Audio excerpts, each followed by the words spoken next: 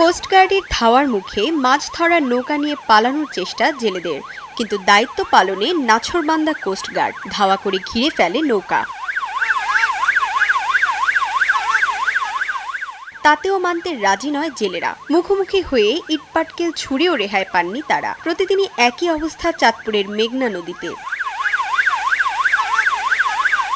মঙ্গলবার সকালে চাঁদপুর সদরের রাজরাজেশ্বর ইউনিয়নের লক্ষ্মীরচর এলাকার মেঘনা নদীতে ধাওয়া করে দুটি নৌকার জেলেদের আটক করে কোস্টগার্ড। এ সময় নদীতে ধরা ইলিশ ও জাল জব্দ করা হয়।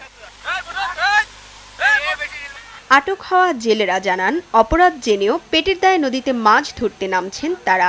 আমাদের বাড়িতে ভাই বোন আছে, মা বাবা আছে, খুব কষ্ট চলি, অনেক কষ্টে আছি স্যার।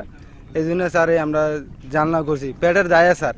কোস্টগার্ডের চাঁদপুর স্টেশন কমান্ডার জানান, মা ইলিশ রক্ষায় তারা বদ্ধপরিকর। আর আটক জেলেদের বিভিন্ন মেয়াদের সাজা প্রদানের কথা জানান নির্বাহী ম্যাজিস্ট্রেট। 100 কেজি মতো ইলিশ জব্দ করি, সাথে সাথে আমাদের প্রায় 1 লক্ষ মিটার কারেন্ট জালও আমরা এই বোটগুলো থেকে আটক করতে সক্ষম। জেলা প্রশাসন, মৎস্য বিভাগ এবং কোস্টগার্ডের সমন্বয়ে মা ইলিশ রক্ষার্থে যে অভিযান চলেছে সেখানে আমরা 17 জনকে আটক করেছি।